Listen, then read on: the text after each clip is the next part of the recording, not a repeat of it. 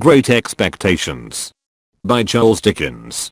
Chapter 5. The apparition of a file of soldiers ringing down the butt ends of their loaded muskets on our doorstep caused the dinner party to rise from table in confusion and caused Mrs. Joe re-entering the kitchen empty-handed to stop short and stare in her wondering lament of gracious goodness gracious me, what's gone with the pie? The sergeant and I were in the kitchen when Mrs. Joe stood staring, at which crisis I partially recovered the use of my senses. It was the sergeant who had spoken to me, and he was now looking round at the company, with his handcuffs invitingly extended towards them in his right hand, and his left on my shoulder. "Excuse me, ladies and gentlemen," said the sergeant, but as I have mentioned at the door to this smart young shaver which he hadn't, "I'm on a chase in the name of the king, and I want the blacksmith." "And pray what might you want with him?" retorted my sister, quick to resent his being wanted at all. "Mrs.," returned the gallant sergeant, "speaking for myself, I should reply, the honor and pleasure of his fine wife's acquaintance. Speaking for the king, I answer, a little job done." This was received as rather neat in the sergeant, insomuch that Mr. Pumblechook cried audibly, "Good again." "You see, blacksmith," said the sergeant, who had by this time picked out Joe with his eye, "we have had an accident with these, and I find the lock of one of them goes wrong, and the coupling don't act pretty. As they are wanted for immediate service, will you throw your eye over them?" Joe threw his eye over them, and pronounced that the job would necessitate the lighting of his forge fire, and would take nearer 2 hours than 1, "Will it? Then will you set about it at once, blacksmith?" said the offhand sergeant, "as it's on his majesty's service. And if my men can beat a hand anywhere, they'll make themselves useful." With that, he called to his men, who came trooping into the kitchen one after another, and piled their arms in a corner. And then they stood about, as soldiers do, now, with their hands loosely clasped before them, now, resting a knee or a shoulder, now, easing a belt or a pouch, now, opening the door to spit stiffly over their high stocks, out into the yard. All these things I saw without their knowing that I saw them, for I was in an agony of apprehension. But, beginning to perceive that the handcuffs were not for me, and that the military had so far got the better of the pious to put it in the background, I collected a little more of my scattered wits. "Would you give me the time?" said the sergeant, addressing himself to Mr. Pumblechook, as to a man whose appreciative powers justified the inference that he was equal to the time. "It's just gone 2:30. "That's not so bad," said the sergeant, reflecting. "Even if I was forced to halt here nigh 2 hours, that'll do. How far might you call yourselves from the marshes, hereabouts?" "Not above a mile, I reckon." "Just a mile," said Mrs. Joe. "That'll do. We begin to close in upon him about dusk." "A little before dusk, my orders are." "That'll do." "Convicts, sergeant?" asked Mr. Wopsle, in a matter-of-course way. Returned the sergeant, "2. They're pretty well known to be out on the marshes still, and they won't try to get clear of them before dusk. Anybody here seen anything of any such game?" Everybody, myself excepted, said no, with confidence. "Nobody thought of me." "Well," said the sergeant, "they'll find themselves trapped in a circle, I expect, sooner than they count on. Now, blacksmith, if you're ready, His Majesty the King is." Joe had got his coat and waistcoat and cravat off, and his leather apron on, and passed into the forge. One of the soldiers opened its wooden windows, another lighted the fire, another turned to at the bellows, the rest stood round the blaze, which was soon roaring. Then Joe began to hammer and clink, and we all looked on. The interest of the impending pursuit not only absorbed the general attention, but even made my sister liberal. She drew a pitcher of beer from the cask, for the soldiers, and invited the sergeant to take a glass of brandy. But Mr. Pumblechook said, sharply, "Give him wine, mum.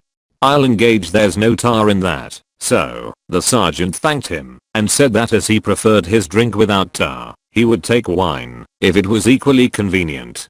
When it was given him, he drank His Majesty's health and compliments of the season, and took it all at a mouthful and smacked his lips. "Good stuff, sergeant?" said Mr. Pumblechook. "I'll tell you something," returned the sergeant, "I suspect that stuff's of your providing." Mr. Pumblechook, with a fat sort of laugh, said, Why? Because, returned the sergeant, clapping him on the shoulder, you're a man that knows what's what. I think so? Said Mr. Pumblechook, with his former laugh. Have another glass. With you. Hob and knob, returned the sergeant. The top of mine to the foot of yours, the foot of yours to the top of mine. Ring once, ring twice, the best tune on the musical glasses. Your health. May you live 1,000 years, and never be a worse judge of the right sort than you are at the present moment of your life. The sergeant tossed off his glass again, and seemed quite ready for another glass. I noticed that Mr. Pumblechook in his hospitality appeared to forget that he had made a present of the wine, but took the bottle from Mrs. Joe and had all the credit of handing it about in a gush of joviality. Even I got some. And he was so very free of the wine that he even called for the other bottle and handed that about with the same liberality when the first was gone. As I watched them, while they all stood clustering about the forge, enjoying themselves so much, I thought what terrible good sauce for a dinner my fugitive friend on the marshes was. They had not enjoyed themselves a quarter so much before the entertainment was brightened with the excitement he furnished. And now, when they were all in lively anticipation of the two villains being taken, and when the bellows seemed to roar for the fugitives, the fire to flare for them, the smoke to hurry away in pursuit of them, Joe to hammer and clink for them, and all the murky shadows on the wall to shake at them in menace as the blaze rose and sank and the red-hot sparks dropped and died, the pale afternoon outside almost seemed in my pitying young fancy to have turned pale on their account, poor wretches. At last, Joe's job was done, and the ringing and roaring stopped. As Joe got on his coat, he mustered courage to propose that some of us should go down with the soldiers and see what came of the hunt. Mr. Pumblechook and Mr. Hubble declined, on the plea of a pipe and ladies' society, but Mr. Wopsle said he would go, if Joe would. Joe said he was agreeable, and would take me, if Mrs. Joe approved. We never should have got leave to go, I'm sure, but for Mrs. Joe's curiosity to know all about it and how it ended. As it was, she merely stipulated, if you bring the boy back with his head blown to bits by a musket, don't look to me to put it together again. The sergeant took a polite leave of the ladies and parted from Mr. Pumblechook as from a comrade, though I doubt if he were quite as fully sensible of that gentleman's merits under arid conditions as when something moist was going. His men resumed their muskets and fell in. Mr. Wopsle, Joe, and I received strict charge to keep in the rear and to speak no word after we reached the marshes. When we were all out in the raw air and were steadily moving towards our business, I treasonably whispered to Joe, I hope, Joe, we shan't find them. And Joe whispered to me, I'd give a shilling if they had cut and run, Pip. We were joined by no stragglers from the village, for the weather was cold and threatening, the way dreary, the footing bad, darkness coming on, and the people had good fires indoors, and were keeping the day. A few faces hurried to glowing windows, and looked after us, but none came out. We passed the finger post, and held straight onto the churchyard. There, we were stopped a few minutes by a signal from the sergeant's hand, while 2 or 3 of his men dispersed themselves among the graves, and also examined the porch. They came in again without finding anything, and then we struck out on the open marshes, through the gate at the side of the churchyard. A bitter sleet came rattling against us here on the east wind, and Joe took me on his back.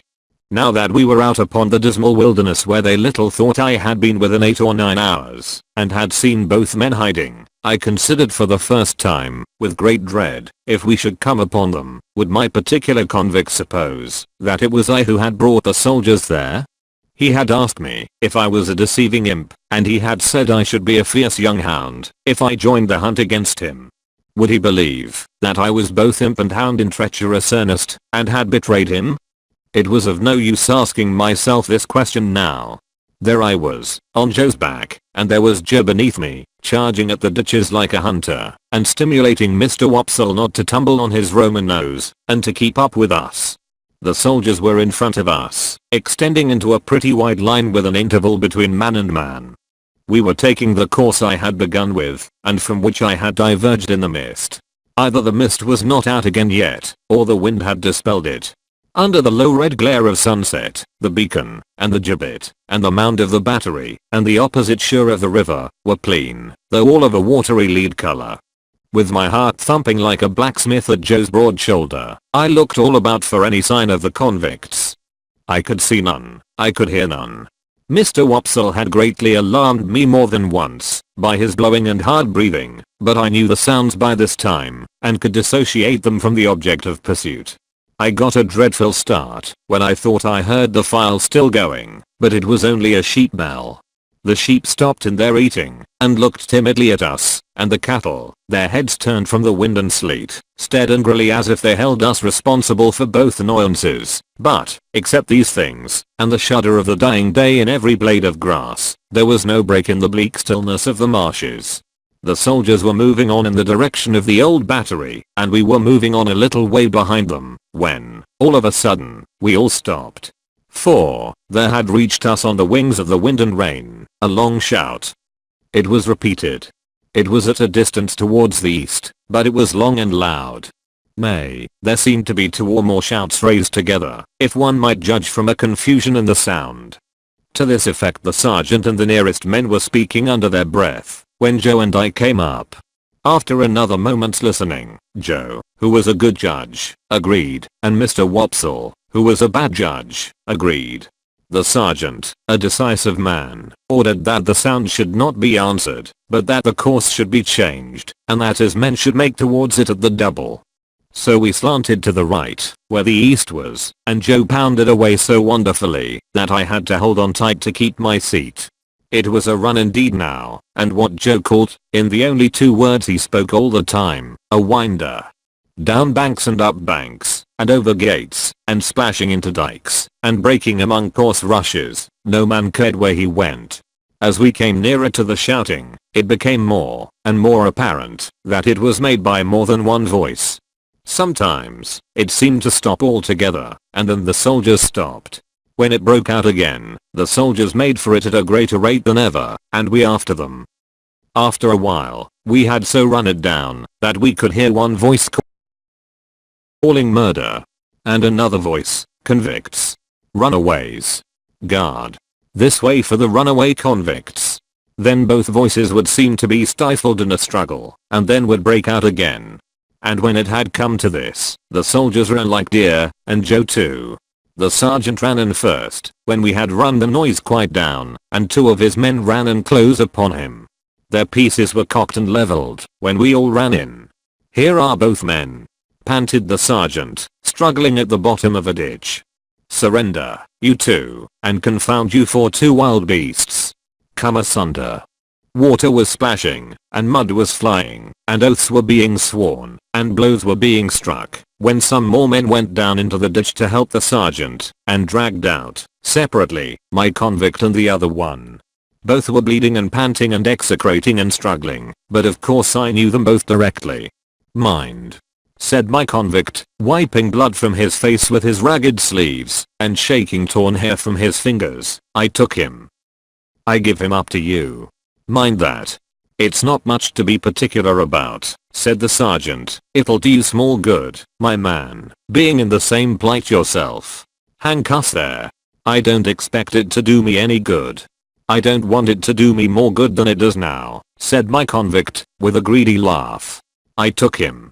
He knows it. That's enough for me."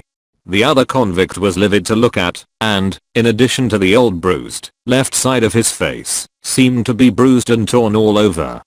He could not so much as get his breath to speak, until they were both separately handcuffed, but leaned upon a soldier, to keep himself from falling. "Take notice, guard, he tried to murder me," were his first words. "Tried to murder him?" said my convict, disdainfully. "Try, and not do it? I took him, and give him up, that's what I done. I not only prevented him getting off the marshes, but I dragged him here, dragged him this far on his way back.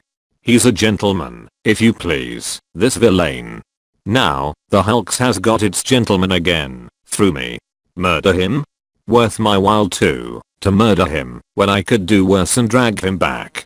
The other one still gasped. He tried to murder me. Bear witness.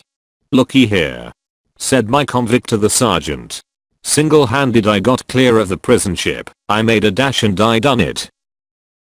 I could ha got clear of these death cold flats likewise. Look at my leg. You won't find much iron on it if I hadn't made the discovery that he was here. Let him go free. Let him profit by the means as I found out. Let him make a tool of me afresh and again. Once more. No, no, no. If I had died at the bottom there, and he made an emphatic swing at the ditch with his manacled hands, I'd have held to him with that grip, that you should have been safe to find him in my hold. The other fugitive, who was evidently in extreme horror of his companion, repeated, he tried to murder me. I should have been a dead man, if you had not come up. He lies, said my convict, with fierce energy. He's a liar born, and he'll die a liar. Look at his face, ain't it written there? Let him turn those eyes of his on me. I defy him to do it. The other, with an effort at a scornful smile, which could not, however, collect the nervous working of his mouth into any set expression, looked at the soldiers, and looked about at the marshes, and at the sky, but certainly did not look at the speaker. Do you see him? Pursued my convict. Do you see what a villain he is? Do you see those groveling and wandering eyes? That's how he looked when we were tried together.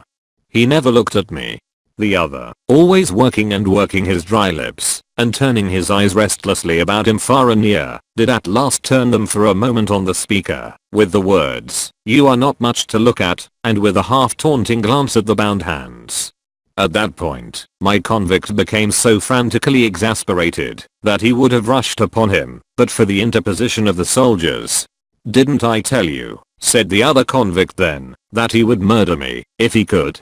And anyone could see that he shook with fear, and that there broke out upon his lips curious white flakes, like thin snow. "Enough of this, Polly," said the sergeant. "Light those torches." As one of the soldiers, who carried a basket in lieu of a gun, went down on his knee to open it, my convict looked round him for the first time, and saw me. I had alighted from Joe's back on the brink of the ditch, when we came up, and had not moved since. I looked at him eagerly, when he looked at me, and slightly moved my hands and shook my head. I had been waiting for him to see me, that I might try to assure him of my innocence.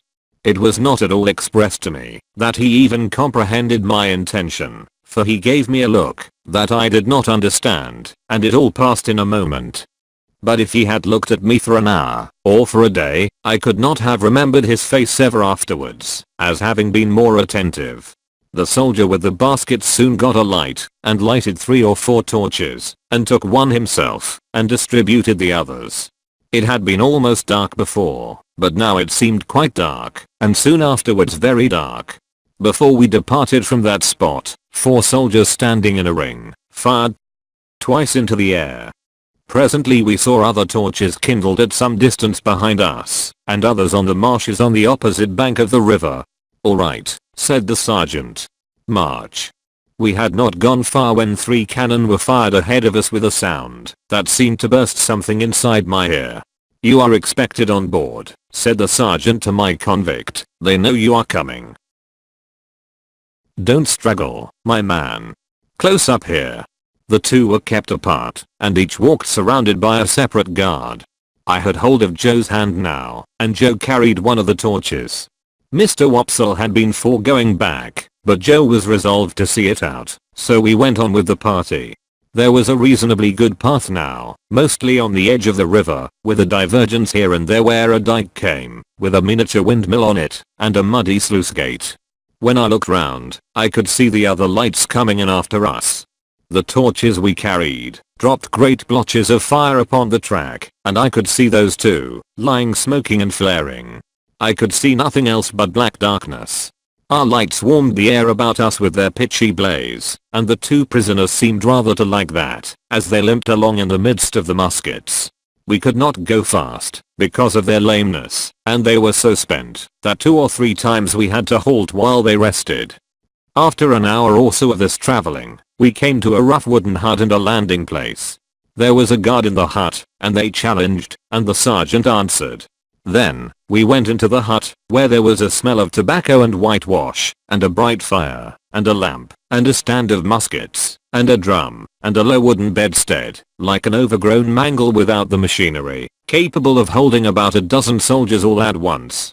3 or 4 soldiers who lay upon it in their greatcoats were not much interested in us, but just lifted their heads and took a sleepy stare, and then lay down again. The sergeant made some kind of report and some entry in a book, and then the convict whom I call the other convict was drafted off with his guard to go on board first. My convict never looked at me, except that once. While we stood in the hut, he stood before the fire looking thoughtfully at it, or putting up his feet by turns upon the hob, and looking thoughtfully at them, as if he pitied them for their recent adventures. Suddenly, he turned to the sergeant, and remarked, "I wish to say something respecting this escape. It may prevent some persons laying under suspicion along a me." "You can say what you like," returned the sergeant, standing coolly looking at him with his arms folded, "but you have no call to say it here. You'll have opportunity enough to say about it, and hear about it, before it's done with, you know." "I know, but this is another pint, a separate matter. A man can't starve, at least I can't. I took some victuals, up at the village over yonder, where the church stands almost out on the marshes." "You mean stole," said the sergeant. "And I'll tell you where from. From the blacksmith's." "Halloa," said the sergeant, staring at Joe. "Halloa, Pip," said Joe, staring at me. "It was some broken victuals, that's what it was, and a dram of liquor, and a pie." "Have you happened to miss such an article as a pie, blacksmith?" asked the sergeant, confidentially. "My wife did, at the very moment, when you came in. Don't you know, Pip?" "So," said my convict, turning his eyes on Joe in a moody manner, and without the least glance at me, "so you're the blacksmith, are you? Then I'm sorry to say, I've eat your pie." "God knows you're welcome to it, so far as it was ever mine," returned Joe, with a saving remembrance of Mrs. Joe. "We don't know what you have done, but we wouldn't have you starved to death for it, poor miserable fellow creature. Would us, Pip?" The something that I had noticed before clicked in the man's throat again, and he turned his back. The boat had returned, and his guard were ready, so we followed him to the landing place, made of rough stakes and stones, and saw him put into the boat, which was rowed by a crew of convicts like himself. No one seemed surprised to see him, or interested in seeing him, or glad to see him, or sorry to see him, or spoke a word, except that somebody in the boat growled as if to dogs, "Give way, you," which was the signal for the dip of the oars. By the light of the torches, we saw the black hulk lying out a little way from the mud of the shore, like a wicked Noah's Ark. Cribbed and barred and moored by massive rusty chains, the prison ship seemed in my young eyes to be ironed like the prisoners. We saw the boat go alongside, and we saw him taken up the side and disappear. Then, the ends of the torches were flung hissing into the water, and went out, as if it were all over with him.